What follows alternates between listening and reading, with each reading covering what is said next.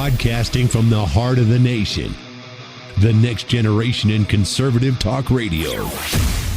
This is the Voice of Reason with Andy Hoosier. Why, yes, it is. What is up, my friends? Welcome into it. Hey, happy Post-Monday celebration. Greatest day of the entire week. We are moving through Carpe Diemisms all over the place. It's what we do here on this show each and every day. It's so great to have you. As usual, we have a big one showed up for you, man. It is going to be a bigly program for sure. And I think we're going to make it bigly. There is plenty going on in Washington, D.C., and some good and bad and so indifferent news, so we'll try and cover as much of it as we possibly can. Lauren Stewart will be on the show. She is the Senior Legislative Affairs Liaison for our friends over at Americans for Prosperity. We are going to talk about the health care debate as Democrats continue to try and justify their record-breaking shutdown that blamed Trump for, and then they got mad because some of them caved in and allowed the shutdown to end. So it wasn't their shutdown, even though they had the ability to stop it, and then they did stop it, and they're really mad about it, and now we have a health care debate. Where do we go from here to try and fix the health care solution? So we will get to that in just a moment. First and foremost, welcome into it. It is the Voice of Reason. I'm Andy Hoosier, doing our thing like we do every single day. Do it live! Here on the program. And the big news of the day, not that I want to spend any more time on this, but breaking news. What's trending today? With the headline today that the Epstein file vote has officially happened in the House of Representatives, and it happened with an overwhelming majority, 427-1, to pass the bill out of the House of Representatives to move and unleash all of the Epstein files. Now that Donald Trump has said, let's do this thing, man. Let's stop bickering about it. Let's stop talking about it. We need to move on with way other bigger issues here. Do it. Just do it. Be done with it. And they voted 427-1 to make that happen. That is now to the headed over to the Senate, where Chuck Schumer, who has popped up again and said, hey, I'm still relatively relevant. Welcome to the party, pal. Yeah, he's joining in progress, apparently, with all the shenanigans going on in the Senate. But he is there, spoke on the Senate floor earlier today, waiting with anticipation for that bill to arrive. As soon as the House sends us the Epstein bill, the Senate should move without delay to pass it unamended and send it on to the President's desk to be signed into law. We should pass this bill as soon as possible, as written, and without a hint of delay. Again, it's so weird. They had the ability to do that in the last Trump administration. They had the ability to do that during the Biden administration. Not a wink, not a hint, not a breath of that conversation at all. But now that Donald Trump's back here and he wanted transparency and they turned it over, you got to remember the timeline. And again, I don't want to focus a lot of time on it because to me it's really stupid now. It's gone so far that we just need to be done with it. And it's never going to appease everybody. Now the conversation, as we predicted, I mean, Andy's prediction came true yesterday. Andy's prediction. That the never-Trumpers have come out and said, well, of course he wants it out now that he's censored and scrubbed all of it, and we're really not going to get all of the documents, even though we've been requesting from the grand jury to release all of it. We turned them all over. We found them. We found a whole bunch of documents that were hidden in a whole bunch of burn bags in the FBI. We found a whole bunch of documents that were trying to be stashed away in corners that we never looked at. We found all of them. Democrats didn't do that. We did that. Kash Patel did. Pam Bondi did. Now, they had a major gaffe with the PR that they tried to say, here's all the documents in the binder. That was no new information. They thought they had it all. They didn't have it all. They found it. They went through it. They turned it over to the grand jury. Last week, the grand jury released 20,000 of those documents, but still have not released all of it. And there's still people that are just complaining about it. And Donald Trump's tired of it. So, not because of a cause of guiltyism, but just saying, I'm tired of this being hanging over our head and not allowing us to focus on the main wins that we have. Here's everything. Go ahead and do it. Republicans overwhelmingly did, and now it goes over to the Senate. And will it appease everyone? I don't know.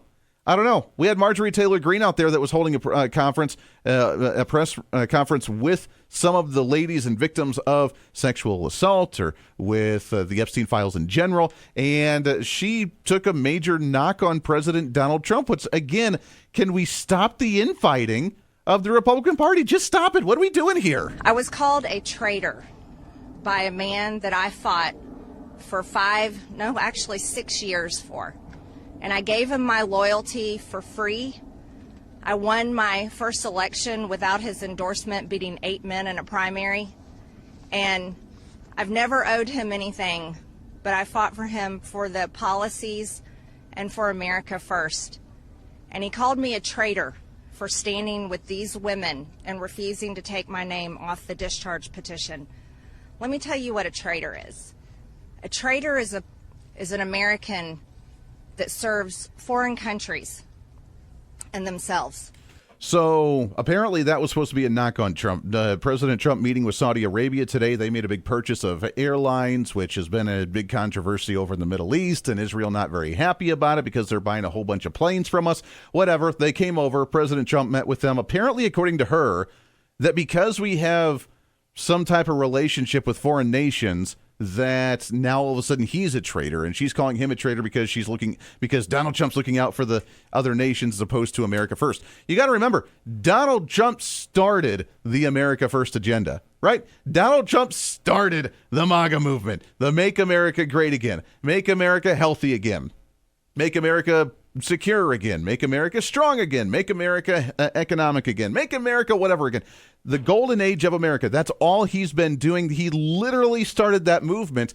And now to her, because we're conversing with other nations and we're not just isolating ourselves, putting up a major Great Wall of America around the entire country and saying to hell with all of you, we're just going to live our lives without contact with the outside world. Because we're not doing that, now she says that somehow he's a traitor and trying to backhandedly take a shot at Donald Trump. Can we please just stop the bickering? And I like Marjorie Taylor Greene.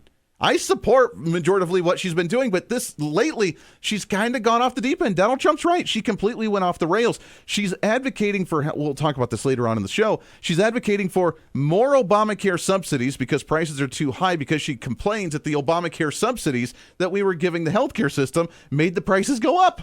And because we're not funding it now, that means that the prices are going to go up even more. So to continue to do the bad thing, even though it led to the bad situation. That's the solution from Marjorie Taylor Greene. I don't get it. I don't get it. Stop the bickering. And remember, Marjorie Taylor Greene was the one that originally came on with the QAnon mindset that Donald Trump was speaking in code and that everybody was some type of creep in some aspect. So hopefully this silences this and we can help actually get the Republican caucus back on track.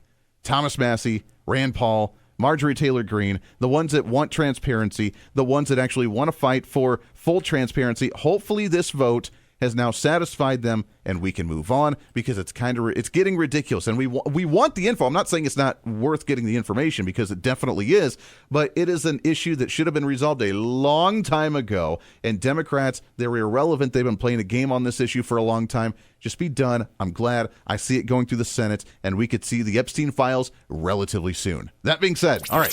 What's trending today? Again, spending way too much time on this issue. There is some really good news, though, because you know me, I'm an eternal optimist. I like to talk about some policy issues, and there's some really good news today. I'm excited, man. Have you heard? Have you heard the news? According to NPR, they begrudgingly had to write this article that the Trump administration is now moving to dismantle the entire federal Department of Education. Say what? Now, this has been in the works for a very long time, and this is nothing new, so all the headlines of everybody freaking out, it's nothing new. This has been in the plan for a very long time. Linda McMahon, the secretary for the Department of Education, said when she got in there that her goal is to not have a job by the end of the administration, because we're dismantling the federal Department of Education. Now, for those on the other side that are freaking out, that are panicking, we're going to lose our education, we're going to lose all this stuff, that's not the case. Here's the way the process works. And no, Donald Trump's not being an authoritarian trying to just shut down agencies without any type of congressional approval. It still takes an act of Congress to officially close the doors and not appropriate money to the federal Department of Education.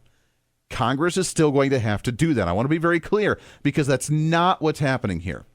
What's happening is that we are punting off different duties that the federal Department of Education is currently doing, punting them off to other agencies, which means what's going to happen. We're going to have essentially a shell of an organization called the Federal Department of Education. There will be no federal employees there. There will be nobody working that agency, but it will be a shell of a name that Congress continues to funnel money into. Once it gets over there, the administrative state, the executive branch, the president of the United States, has the ability to move things around. Why? Because these agencies, these departments, these bureaucracies are under the purview of that umbrella of the executive branch. So the money will be funneled to the federal Department of Education. However, They will then be redistributed out to the different resources of other agencies that are handling different projects. And this is really what needed to be done a long time ago. The Federal Department of Education that was formed in 1979, we really haven't had the Department of Education for very long. Since then, education quality has been complete garbage, and it's really duplicating what other agencies are already doing. Point in case. What has been the number one priority for the Department of Education? Well, we have to look back at some of the hearings that we've heard from Linda McMahon when she was applying for the secretary's position, and she went to the Senate, and they did the hearing with her. Even under Trump administration 1.0, when Betsy DeVos was being interviewed from the Senate for the hearings to be appointed to the secretary for the Department of Education, what was their line of questioning? It wasn't curriculum. It wasn't how to get kids better. It wasn't how to raise the standards. It wasn't how to actually make K through 12 better to where you're prepared for college. It wasn't how to make college better so you don't have to take remedial classes again for the first 2 years of your 4-year college degree. It wasn't about any of that. It was about money. There are tens of billions of dollars coming through this department. How are you able to handle all of that money? You may be a business person, but are you a business person that's handled that much kind of cash? Like that's... I'll never forget those. That was under the Betsy DeVos 1.0 Q&A for the Trump administration. That's what they were asking. The Democrats were. They'd ask nothing about how to actually make kids smarter, how to raise the quality, how to do the standards for education. None of that. It was about money. It was about student loans. It was about finance.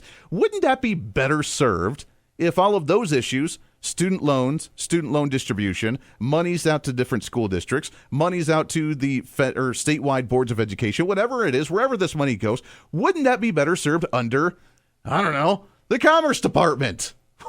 I know. Wild thought, right? Craziness. Say what? What if, and I'm just thinking out loud here, what if the school lunch programs, funding school lunches, giving students free lunches, helping out with those lower income students that maybe don't have the money for food or something like that, maybe those programs go to Federal Department of Agriculture. Say what? USDA. Crazy wild concept. What if it goes there? What if, I don't know, the regulations on school buses and how buses are supposed to look and the reflectors and the whatever else regulations that school buses have to have, what if those go to the Department of Transportation? Wow. What?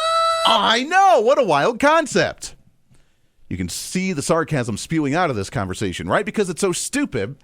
Why we've had one agency that's doing the job of what other agencies were intended to be for, which we really shouldn't have those in the first place, but that's a whole nother conversation. Why not disband the Federal Department of Education and disperse those duties out to other places? So a school district, hey, we have to worry about the lunch program. Let's call up the USDA. Hey, we got to get our funding. Let's call up the Department of Commerce. Do you realize, just out of curiosity, do you realize how many federal employees are in these agencies and how they could probably handle and absorb these types of duties?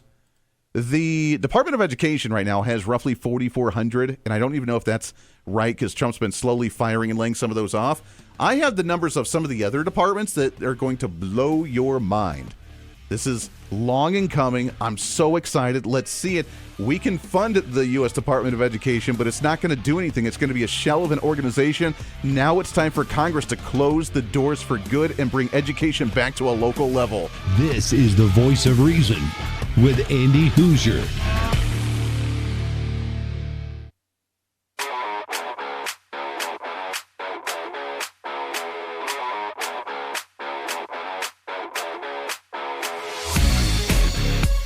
When reason meets radio. This is the Voice of Reason with Andy Hoosier. But the President of the United States did say over the weekend that only a very bad or stupid Republican would fall into the trap of voting for the release of the files.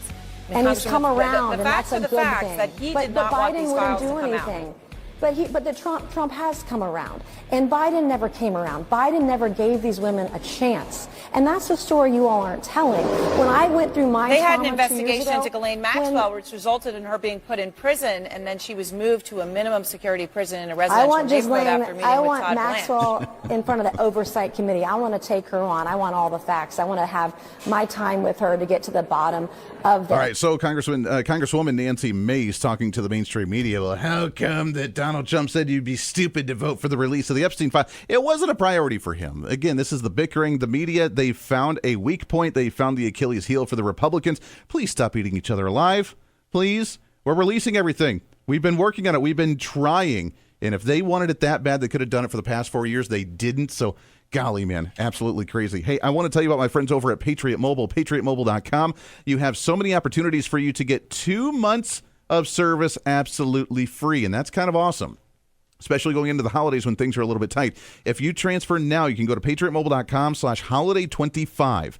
Holiday25, and you can get 2 months of service absolutely free. They have 100% U.S.-based customer service, and you can get whatever kind of phone you want. You can bring your own phone. You can transfer your own numbers. However you want to make that happen, a plan that is set up for you with the opportunity of whatever that you may be looking for. And while you're just spending money on your normal cell phone bill, you can do it with a company that supports the same causes that you have as well. When you use the promo code HOLIDAY25, tell them that we sent you here on The Voice of Reason with Andy Hoosier, and that way they know exactly where you heard it. But go to patriotmobile.com/holiday25. Again, patriotmobile.com/holiday25. All right, so we have the dismantling, or at least the redistribution of the Federal Department of Education to other agencies. I want to put this into perspective for just a moment, because I would think with the duties of what the Department of Education does, transferring them to other agencies and departments would be relatively efficient. Just to me, at least, mind blown on how many federal agents that we have in this nation. For the Department of Commerce, the ones that would handle the student loans, that would handle the money to higher education, the money that would go to the public education, the money, whatever that this money transfers to, in and out, which is very inefficient, by the way, too. When the Department of Government Efficiency, DOGE, Elon Musk, was working on that, DOGE is still working behind the scenes. We just don't hear much about it anymore because Elon Musk isn't there any longer. But when he was there and he was talking about it, that all of these, it's just on automatic. The Treasury Department, they don't have any memos. They don't have any details on where money's going. It's just pass through. They have 48,000 workers at the Department of Commerce. Now, with 48,000 workers, you would think that things would be running relatively smoothly, very efficiently. We'd know exactly where every penny's going, where every department getting certain money, where different contracts or whatever we're doing, that we would know exactly where this cash would be going to. But instead, we don't know what 48,000 workers. U.S. Department of Agriculture, USDA. Guess how many workers they have? 100,000 workers. Say what? 100,000 employees at the USDA. And what do? I'm curious now, because we have food that's terrible, that's been approved for us to consume, that is full of chemicals, full of dyes, full of garbage. We have a terrible, apparently like a food pyramid. According to RFK Jr., we're going to have a different food pyramid here. We have a crisis when it comes to farmers that can't get what they need done with the resources they have. And yet we have 100,000 federal employees with the USDA. And Democrats, you're telling me that we can't get rid of 4,400 employees from the Department of Education to pawn off these duties to other agencies that have 100,000 employees that can't absorb a little bit of those duties. Come on, man. You know they're going to throw a fit about it, but numbers don't lie. And we run the most inefficient governmental entity I've ever seen. Well, government's always inefficient, let's just be honest, but we run a pretty crazy system over here. Lots more to get to right around the corner. Stay here. This is the Voice of Reason with Andy Hoosier.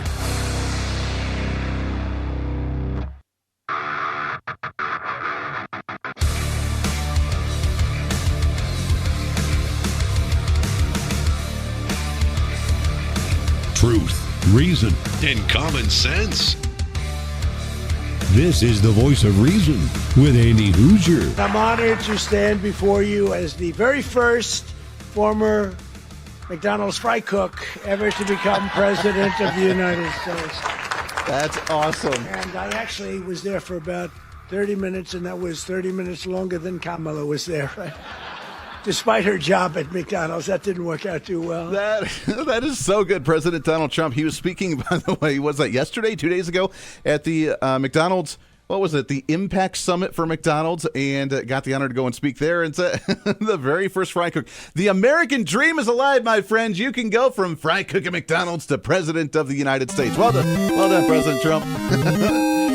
The trolling, man. That's why Donald Trump won, is because he had fun. He was able to troll the left and just show how silly the other side was. Democrats are so desperate right now to try and be relevant, to try and look like they're relatable to the regular folk, which is why you saw, and I always love these references, with Chuck Schumer on 4th of July, the raw burger patty and the piece of cheese on there on the grill when he takes the selfie. I'm just like you on 4th of July. We had Kamala Harris that was out there drinking the beer on late night TV. Elizabeth Warren trying to pop a beer during her video stream. You want a beer? I want a beer. It's so wild. And then they do these social media trends of who do you pick to be your fighter. It's so crazy. It doesn't work. It doesn't work. What? Here you are. All right, let's get into some policy. We're trying to come off the government shutdown. Now we have priorities in D.C. What could that look like? Healthcare is the top of the conversation right now, where the Democrats that did shut down the government are still trying to justify what they did and somehow wanted to hold the Trump administration accountable by not being in session and then forcing a push for universal health care or something. Was this a flawed strategy to begin with, the idea of using a shutdown as leverage? Well, Democrats didn't want this shutdown, but we have values. And so if you want Democratic votes for a budget, it has to be a moral budget that doesn't destroy our democracy. The fact of the matter is, if you don't put constraints on Donald Trump's illegality, this democracy isn't going to be here next November. It isn't going to be here in 2028. That's right. So again, the whole fear tactics, Donald Trump's becoming an authoritarian, and you do that by not allowing Congress to be in session for them to not be able to stop the Trump administration because you need a budget of morals. Got it. That's doesn't make a lot of sense, but that's where we'll go to with our next guest here on the program.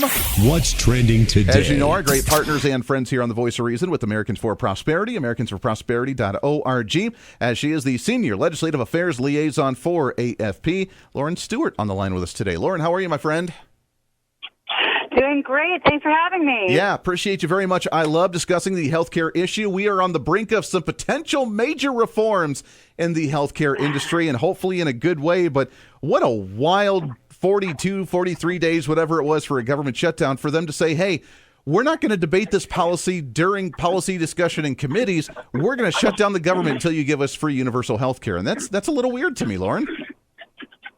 It was a really strange tactic, but look, Republicans have been a little bit hand on the hot stove after repeal and replace, so I think the Democrats thought that they could call the bluff on really driving what was an absolutely insane proposal. Number one, it enacted retroactive legislating by removing provisions of the One Big Beautiful Bill, which is very strange. It's not something that you see too often on Capitol Hill, unless it's saving government money through rescissions like the president has done. But just to simply go back and say, I didn't like that policy and I want you to reverse it, was one of the asks. And then the other ask was a permanency, not even an extension, a made permanency of a temporary COVID pandemic era proposal in a 4-week CR. So it's a program that would cost over $400 billion over 10 years and has no business, just from a legislative vehicle standpoint, being in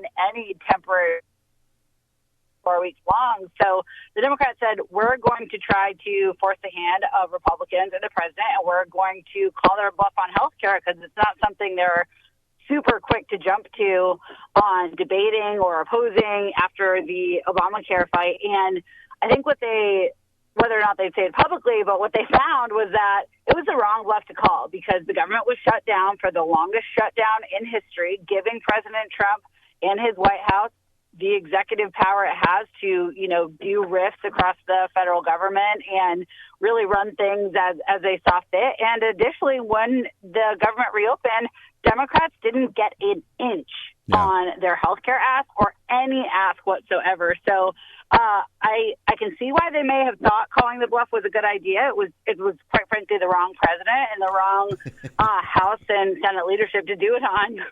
Yeah, don't play chicken with the Trump administration because he likes to play those games, and it doesn't work out very well for the opposition.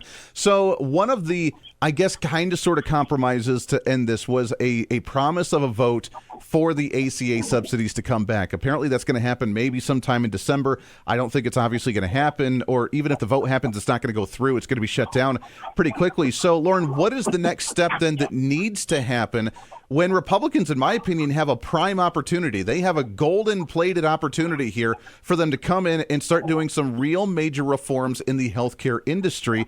The Trump administration promising to say, hey, let's give money back to the people so they can buy their own insurance. Let's stop funding big insurance companies through government subsidies altogether, that essentially would just destroy Obamacare altogether. But what do you think is going to happen in this conversation moving forward? Sure. So first you talked about that vote that is going to happen in the Senate. It looks like it's going to be the second week of December. I do think that Leader Thune will see through his word that vote happens. But what that vote is simply an opportunity for Republicans to vote against these extension of the Biden COVID credits. They were not a part of their creation. They never voted for any extension on them before. So it's another opportunity to vote against the status quo policies that voters in the 2024 election swiftly rejected. And it's an opportunity for Democrats to say, hey, look at what we tried to do. We tried to save health care for millions of Americans with this vote. You know, it's a show vote. It's a very common practice in politics. And, you know, it's a funny thing to have negotiate. It's a funny prize to get for such a long government shutdown. I would quite frankly be so embarrassed if I was the Democrats with that as the compromise.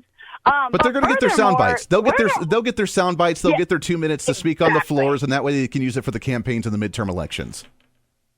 Yeah, they're tweets. But here's the thing. You bring up midterm elections, and this is where we go from here, and it makes the healthcare fight a lot different than any other time in recent history. And that's because Republicans actually have solutions that are politically favorable across the country and across party lines. You saw President Trump tweeting about, instead of subsidizing insurers with government health programs, why don't we direct some of those dollars directly to enrollees and patients to empower them to be able to be in the driver's seat of their family's health care? So what that sounds like to me is an expansion of health savings accounts. And there are a number of Republican-led bills on Capitol Hill that expand eligibility for health savings accounts, an opportunity for patients to use tax-advantaged dollars, which means anytime you use those dollars, you're getting whatever you paid for basically at a 20% discount because of the tax advantage to pay for qualified medical expenses, to pay for things that are included on the Amazon HSA, FSA website, anywhere in Target or CVS that you see that little sticker. I mean, it's a really fantastic benefit that right now only 10 million Americans have access to. And that's a solution that is politically favorable that Republicans are really leading the way on. Things like direct primary care, concierge care, that only the wealthy right now have access to, but that's because it's regulated as such. So moving government out of the way for more Americans to have access to these health innovations. And that's something that Republicans can be for and are for. Now we're building the muscle memory and kind of talking about that and putting those solutions out there. They were included in small part in the one big beautiful bill. But that's where we go from here, and that's where you remove the noose that Dems are hoping to have around the Republicans in the midterm election. The only prayer of an issue that they have to run on, and I don't think that they're going to be able to see it through under the leadership of President Trump and what I think Republicans on Capitol Hill have cooking, is healthcare. They can't run on the economy. They can't run on immigration. So they're going back to their old playbook, and I don't think it's going to stick this year. No, I don't think it is going to stick this year. And if Republicans do actually have solutions for it, then that takes all the arson away from them, because you're right. For the longest time, Republicans have not had a solution. They haven't presented a plan. They said they were going to do the replace Obamacare, and they tried it a couple times before, and politics didn't allow it to happen. But you're right. They have been in the minority on this issue with no plan set. So if they have a plan, Democrats have nothing to run on then in the midterms, do they? No, they really don't. And I do think that the solutions that we're talking about here really outline the fundamental difference in both sides of the healthcare argument. Democrats want to empower the government and insurance companies. They want to consolidate all of the power, all of the decision-making, all of the money in healthcare into just a few, really single payer, right, is what they're trying to drive us to. But just a few big health insurance companies, right? There's only 4 or 5 right now that really dominate the market. They're very easy to control. They're easy to manipulate, and they drive all of the choices that patients are able to make in terms of the healthcare. That's what the Democrats want more of that status quo. The Republican solutions in healthcare really go deeper to empower the individual and the family, because healthcare is personal, right? Just because something works for me and my family doesn't mean it works for my 85-year-old neighbor across the street, or doesn't mean that my brother, who is just getting started out in the professional world and, is super healthy, needs the same thing as I do. Right. So it comes down to the core of it, empowering insurers and government, where Republicans want to empower the individual and the family to be able to get their unique needs met in healthcare. That's really exciting. I love it. We're talking with Lauren Stewart, the Senior Legislative Affairs Liaison for Americans for Prosperity, americansforprosperity.org. Our great partners here on the program. Lauren, hang on the line. We got to take a hard break. When we come back, I want to talk about some of the waste, fraud, and abuse that we've heard in some of these government programs, and can we rally enough troops in Congress to make some of these major reforms happen and bring back a true capitalist private market sector for healthcare to drive down prices? We'll do that when we come back. Stay here. This is the Voice of Reason with Andy Hoosier.